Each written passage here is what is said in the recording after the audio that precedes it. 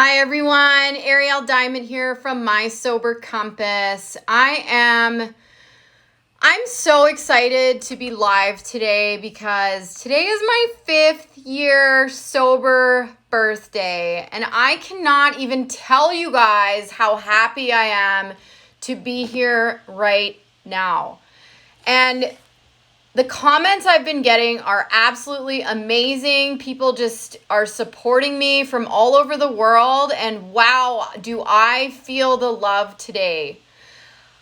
First of all, I want to start this video by saying thank you. I need to say thank you to all of the amazing people who have supported me over the last 5 years. And I really wanted to come on here and just talk about what was going on for me 5 years and 1 week ago. Because I think that in order for us to really celebrate our future moments, we need to celebrate a bit about the past or talk a bit about the past. So I wanted to talk to you guys about what the week leading up to me looked like for getting sober. I lived right outside of Washington, D.C. in Alexandria, Virginia. I was planning events for my job, doing international event planning. I worked at this really great company, and you know what? My life was falling apart. I would say really falling apart for about 6 months prior to me putting the bottle down. I was struggling in every area of my life. It felt like I was living a double life. I have makeup on my hands. I was living a double life. Here I was on the outside presenting myself to be this person who had everything together, when on the inside I was totally suffering. I was not eating properly. I was drinking every day. My relationships were suffering. I was just so mentally unwell. And yeah, I wasn't this apparent alcoholic that would walk down the street. I was a closet alcoholic. And I was feeling just so down and out that I felt like, I don't even know what life is, what's the purpose of living anymore. I felt like my spark had, that spark for life? My spark for life was really teeny tiny. It was almost distinguished. It was almost gone. And something happened where I had to make a choice. I had to decide, was I going to get sober, or was I going to live a little bit longer with this tiny spark, this spark that might go out, this spark there was no guarantees around, because to be honest, at this point in my life, death looks like a really good option for me. Alcohol had me deceived, it had me tricked, it had me thinking that it was my very best friend, when in fact alcohol was the worst enemy possible. It was stripping me of my identity. It was making me upset. It was making me depressed. It was making me super anxious. But it was hiding. And it presented itself like, here was my key. Here was my key to meet other people, to be social, to do all the things, to be a party girl, to have this identity. And I was terrified to really understand who I could be without alcohol for so long. So many years I hid behind alcohol, and so many years I was suffering in silence. I used to go to counseling and lie to my counselor and say I didn't have a drinking problem. I used to go to doctors and lie about the amount that I was drinking, because you know what? I didn't really feel like the doctor had the right to know. I was lying to my family. I was lying to my friends. I was pre-gaming every event that I could. I was drinking in the bathroom. Like I was this person who didn't really feel like a person anymore. I just felt like, maybe this is my purpose. Maybe drinking alcohol is my purpose in life. And I was so freaking confused for so long, and that confusion kept me stuck. I didn't see a clear path to recovery. What I saw, and this was forced upon myself, I saw that, I told myself sobriety would be boring. I told myself sobriety was for those people who had a bigger problem than I did. I told myself sobriety was just not for me, that I was going to figure out this beautiful way to moderate my drinking and make it work. And I lived under this shroud of trying to make moderation work. I mean, I bought every book that I could find. I had a stack of how to moderate. And you know what? Every single time I tried to moderate, Maybe there was like 1% of the time that I didn't get blackout. But the rest of those times, I failed. Because you know what? How I measured my success was if I was going to get blackout or not. And so I started having these thoughts, you know, like I can never get married ever because I'm going to get blackout at my wedding and everyone's going to find out who I am. Or I can't even go to the grocery store without buying booze. So it's just better for me to not go to the grocery store today. And I started this obsessive thinking pattern, and I started to think that I was crazy. And I did. I thought I was crazy for the longest time. And what happened was I had to make a choice. I had to either make a choice to enter a life of recovery, whatever that meant. I just knew that I had to stop drinking. Or I could continue to suffer and continue to be in pain and continue to keep myself in this cycle of searching for this rapid short-term relief, that window that kept getting smaller and smaller. Like when I initially started drinking at 18 years old, I believed that I had a pleasure window where I felt good for a certain amount of hours. But by the time I hit 28 years old, that window was literally 20 seconds where I would feel that first sip and I would feel it go down my throat into my belly, and that little bit of warmth, it would give me a little bit of relief for about 20 seconds. And then I'd be off to the races. I'd be drinking until I could no longer feel. I would drink until I was floating, until I was this blackout state where I felt like I was just part of the universe, you know? And I was so sick at that time. I was so freaking sick. And now I sit here and I look back at it, and I want to show people that living a life in sobriety is fun. I want to show people that living a life in sobriety is worth it. You know, I wake up every single morning with a clear head. Yeah, some days I don't feel too good just because I'm a human, you know? Hey, Brian, some days, not every day is this frou-frou unicorn, I'm going to have a perfect day today, but you know what? Every day that I wake up and I'm sober, I'm grateful. And I have the ability to be grateful in my life. And I just want to talk about early recovery. Early recovery can be scary. It can be uncomfortable. It can be something that we're basically navigating new territory in the beginning, you know? Like we're learning how to go to social events and not get blackout. We're learning how to be in a relationship without alcohol. We're learning all of these new things. And so my biggest piece of advice for people who are considering early on in their recovery is to just be open, be willing, try on new things for size. I can tell you there were days when I used to have to pick myself up off the floor that first year and go to a meeting. I would sit there, and there was a few times I would sit there and I would cry silently because I really was just in so much emotional pain in that beginning, because I had numbed so much emotional pain with alcohol that I had to get real with it. I had to go through it instead of going around it.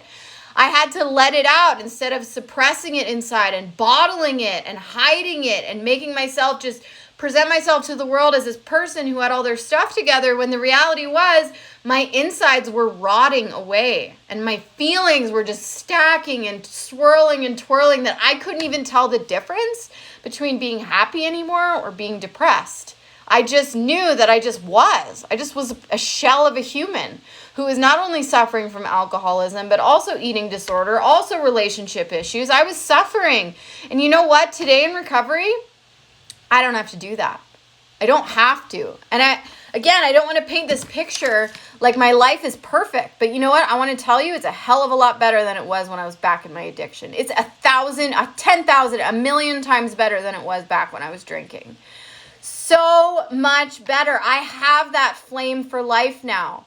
And I really thought in those beginning days that I was never going to get that back. I thought, maybe this is a pipe dream.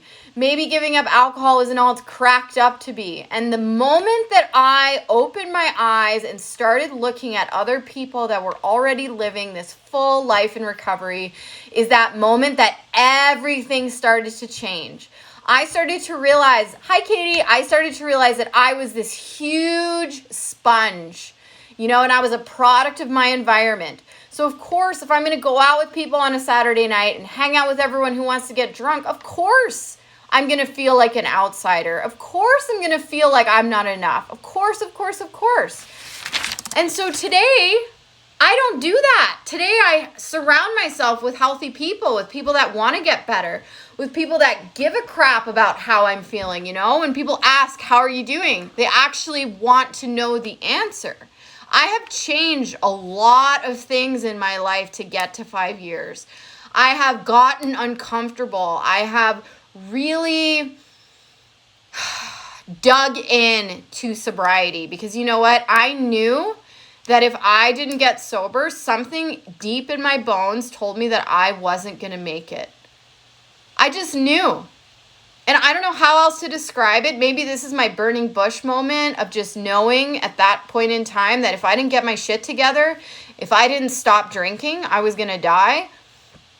You know, I have to think about that. I keep that moment close, not to scare myself into recovery because I don't think that's useful, but I keep it close so that I remember how I felt. You know, I remember what alcohol did to me. I remember how it made me feel and how it made me numb and how it just had this like false blanket of warmth around me. And you know what? I believe that for some reason that had to be part of my story. I don't know why. I was put on this planet to go through that. And I've come out of it and I'm not cured. I never paint this picture like we're ever going to be cured because you know what? Alcoholism is a very serious disease. It's very serious. And there's a lot of people suffering out there in active alcoholism that I hope one day will have the chance to meet someone who's in sobriety who can just tell them life is good on the other side. So if you're watching this video and you're like, thinking about, should I enter a life of recovery? Should I even consider that? Please let me be that person to tell you that yes, recovery is a lot of work, but it is so worth it. It is so worth it. And I have learned so much about myself. I have learned so much about other people. I have met so many beautiful people in this industry that really care. People that really want to see other people succeed. Not people that want to tear each other down. I mean, I have met so many people just on Instagram and Facebook. I've gotten so many messages from people just saying thank you, you know? And I want you guys to know that I read every single one of your messages and I try to get back to them in a timely manner, but I hear you guys. Addiction is a bitch. It is such a bitch. It will do whatever it can to stay in our lives, and we need to level up. If we want to stay in recovery, we want to find recovery, we absolutely need to level up and put the work in because recovery is not something that's just given. It's not something that we can just reach out and take. It's something that we need to work on every single day, something we need to chip away at and make changes, strategic changes in our life, you know? Oh, thank you. Yes. Oh my gosh. Like I woke up this morning in just this state of gratitude. I woke up this morning like I never in a million years, five years and 1 day ago, did I think that I could ever make it 5 years sober. I never even thought I could string together 5 days sober, let alone 5 years. And here I am, and I'm not trying to toot my own horn. I am simply coming on video today to tell you guys that anything is possible. We just need to get uncomfortable. We need to push ourselves. We need to try new things. We need to listen. We need to hear what other people have to say. And I had a few really pivotal moments in my recovery that I remember. One of my first meetings when I got out of rehab, I remember there was a girl and she was talking about getting 3 years clean. And I remember just staring at her, idolizing how beautiful she was and how confident she was and just how amazing she was talking about her 3 years. And in that moment, I was like, please, to my higher power, I don't call it God, I just call it the universe. I was like, please help me get there. because I was really struggling at that point. When I got out of treatment, I felt like I had all the skin ripped off of me. Like I was like this new person, this newborn, and I was so sensitive to every single thing that went around, that here I was at this meeting and I was so scared, and I was just like really unsure, really just searching for answers at this point. And here was this girl just belting about the beauty of sobriety and the beauty of recovery. And I looked at her and tears started streaming down my face. And I made that decision in that moment that I wanted what she had. I wanted a sober life. And I did not want to be bitching about my sober life at all. I wanted to just be a person who could enjoy their life, who could feel happiness, who could really just be and smile and actually feel it, because I felt like for so many years I had to fake being happy. I had to put on this mask, this face that I was all good inside, but I really wasn't. I really wasn't all good on the inside. And so watching this girl take her 3-year chip was so incredible, and it set me on this path to, you know what? I could sit here and I could pick apart everything I want to that's wrong with meetings. I could pick apart everything that's wrong with sobriety and abstaining, but I'm not going to do that anymore. I'm going to actually, instead of looking around and judging the system, I'm going to look inward and start to look at my character defects. And I've got a lot of them, you guys. I'm not different from anybody else. I have serious character defects. And the biggest one that I have is feeling like I'm unlovable. I feel like that all the time. And I work on self-love all the time. And I have a flame. I have this desire to show other people now that recovery is this amazing gift. And someone commented on my post today and just said, thank you for showing us that recovery is a gift. And I felt that deep in my heart, and I felt so happy that someone else picked up on why I do what I do.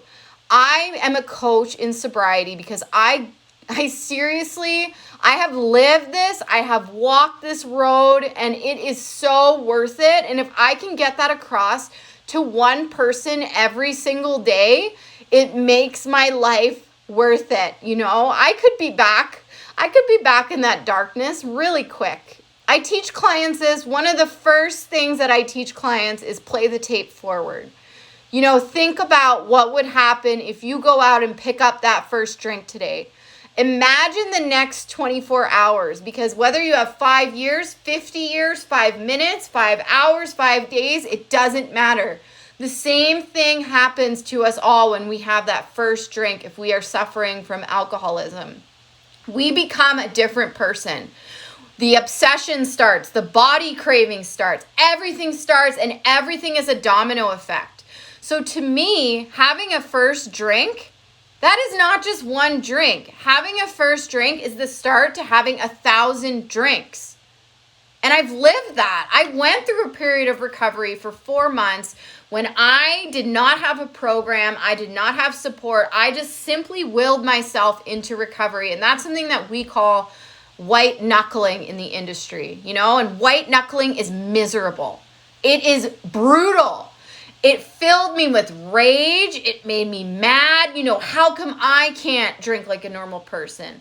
How come I can't do this? I can't do that. I can't do this. I can't do that. And I became this victim in my 4 months because I started feeling sorry for myself for being sober. And when I look back on that, my relapse from those 4 months of white knuckling, my relapse was the most painful and beautiful thing that could have ever happened to me. Because rather than living this life of stagnancy and complacency and feeling like sorry for myself, my relapse took hold of me and it got bad really quick. I relapsed on a Tinder date. This guy pissed me off and I said, you know what? Fuck this. I said, I'm going to have a drink. And you know what? I didn't just have one drink. I went out for 4 more months and I drank my face off. And I need to talk about this today, I guess, because it got ugly so quick. And we talk about this in the industry that our relapses get worse and worse and worse over time. And they do. I lived this. I was drinking, maybe 3 bottles of wine a day, and then I jumped after that period of white knuckling to 4 or 5 bottles of wine a day. And I thought that was normal. My brain became this rationalizing tool. I rationalized every single drink that I had. I thought, this is not so bad. This is just part of me. This is who I'm going to be for the rest of my life. I am a drinker and I don't care.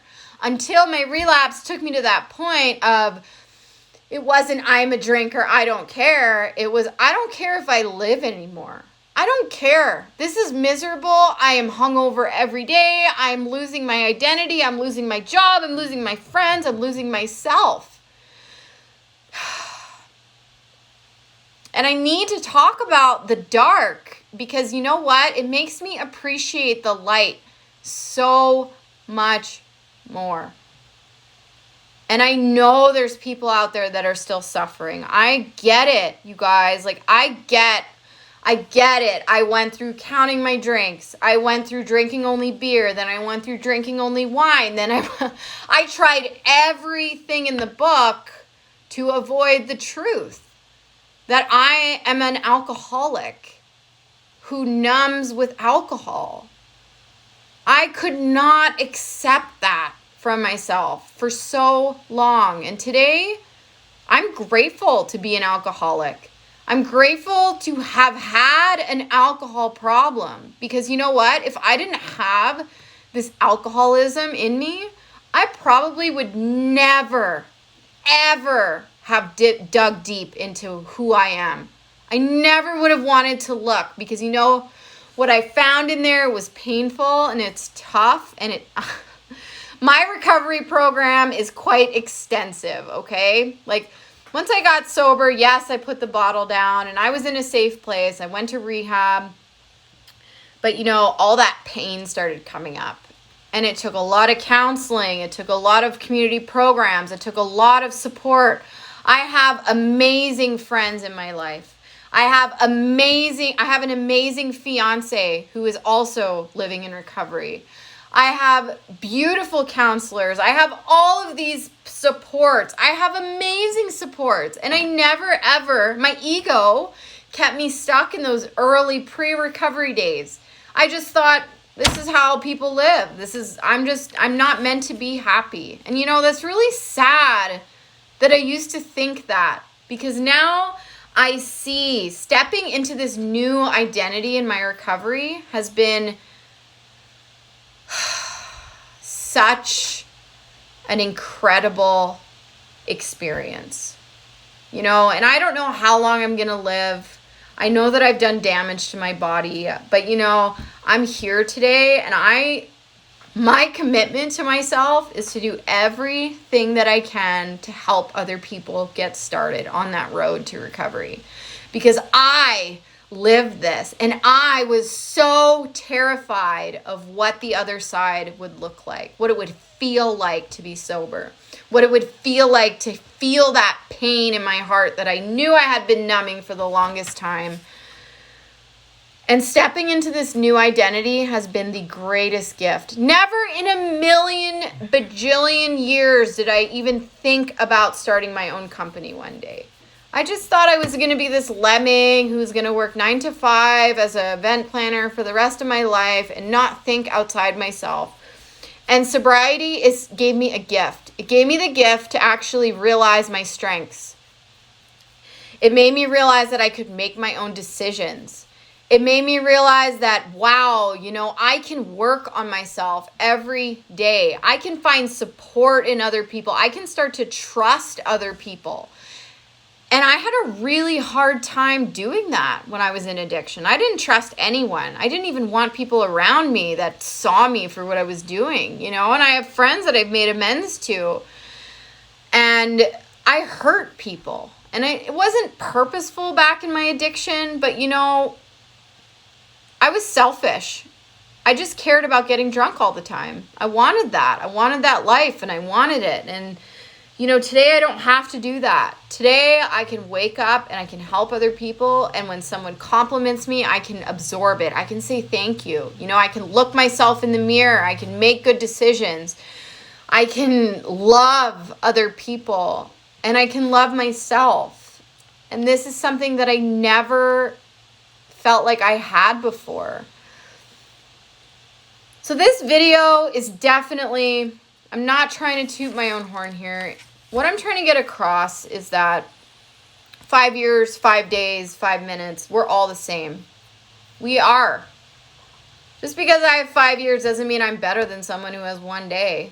It means, to me, my 5 years means that I put in the work to stay on this platform, to stay in sobriety, to stay in recovery. And I will continue to do the work on my own recovery program and to help other people build theirs, because this is my purpose in life. And I want to die sober. I will do everything in my power to die sober, because I never want to go back into that cycle of shame where I wake up in the morning and I don't know what I did the night before. I don't know who I hurt, who I messaged, who I texted, who I called, who I messed with, who I hurt, all of those things. I never want to go back there. I want to live a life that is joyous, happy, free, open to new opportunity, open to love. And I know that as soon as alcohol is in my system, I become a different person. And maybe that's how I define alcoholism right now for me. Alcoholism was this, when I was in my addiction, it was dark. And now I'm choosing to step into the light, into a new identity, and I've learned so much in my 5 years, but I'm going to continue to learn, and I'm going to continue to grow, and I'm going to continue on this path, because I cannot describe to you guys how amazing recovery can be. And I hope in some of my posts that I get it across, but I'm going to continue talking about this. I'm going to continue talking about the solution. I'm going to continue working and finding answers and passing them down to you all. I'm going to continue to preach that there is not a one-size-fit-all method to recovery. There isn't. There's a lot of different opportunities and strategies and tools and what have you, but there are no two recovery programs that look the same. Everyone has to figure out recovery for themselves and use strategy and use tools, and it morphs over time. It's like this beautiful organic approach that, my goodness, I can't get enough of it. Maybe I'm addicted to recovery now, but you know what? I think I'm addicted to feeling better, to feeling good, to waking up in the morning and just thinking, what do I have to do today? I don't wake up in the morning anymore and think, how much did I drink last night? Or, how much did I spend on booze last night? Or, I wonder if I have wine left downstairs so that I can have a drink right now. I don't wake up like this anymore. And I think it's so important to talk about that, because I lived in that space for way too long, way too long. And I think part of me was really stubborn. Part of me was just not willing. Part of me was scared. Actually, the biggest part of me was terrified. Terrified to admit that Ariel Diamond could be an alcoholic. That thought was terrifying. And it kept me isolated. It kept me alone. It kept me judgmental. It kept me just all of those things that I strive to not be today. Today I strive to be open. I strive to be honest. I strive to be loving. I strive to be willing. And do I fall short some days? Heck, yes, I do. I am not a perfect person. Oh my goodness. I still have so many things that I work on a daily basis. But I actually, and maybe this is just I feel proud of myself, and I never, ever felt that before. And I feel proud to know the people that I do, to associate with the people that I do. I feel proud to walk into a meeting and hold my head high and just say, yeah, I'm just like everybody else in here.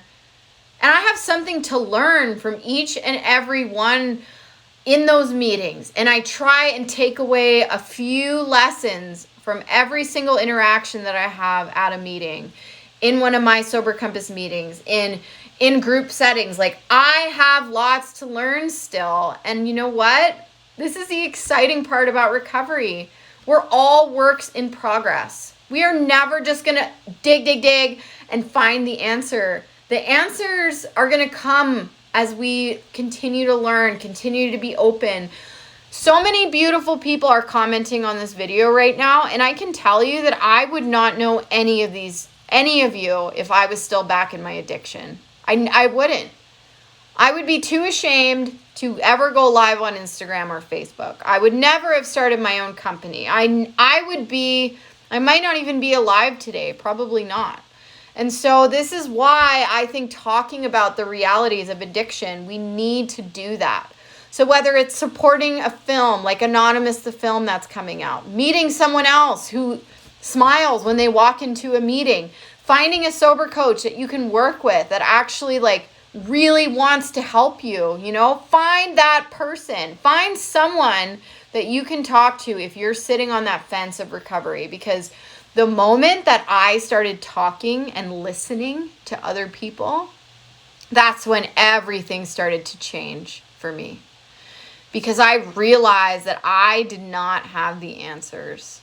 I didn't. Not in the beginning. I didn't have a clue. I didn't even know what recovery meant. I just knew that I fought really hard to keep alcohol in my life. And I swam upstream for way too long.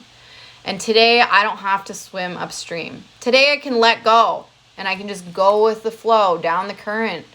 And I know there's going to be rapids and there's going to be probably some logs that jab me in the side along the way. This is just part of life. But I got to just say, in my 5 years, there have been a few things. I had a miscarriage.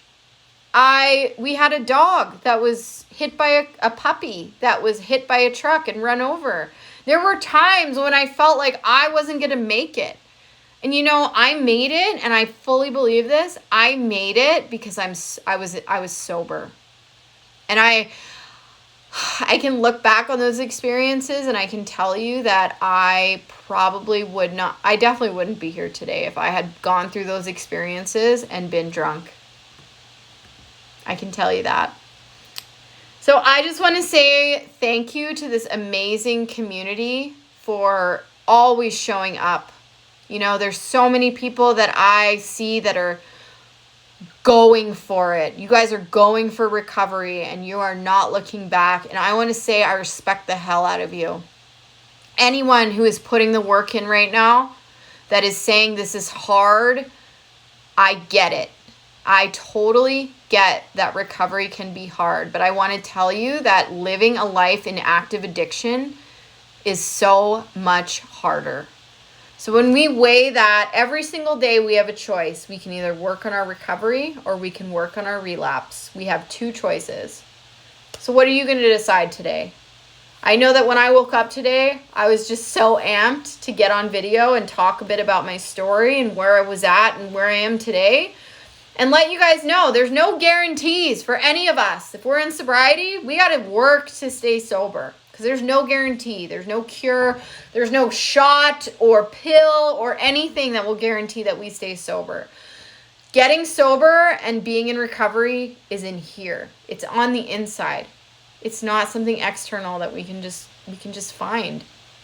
We got to put the work in to get the results out.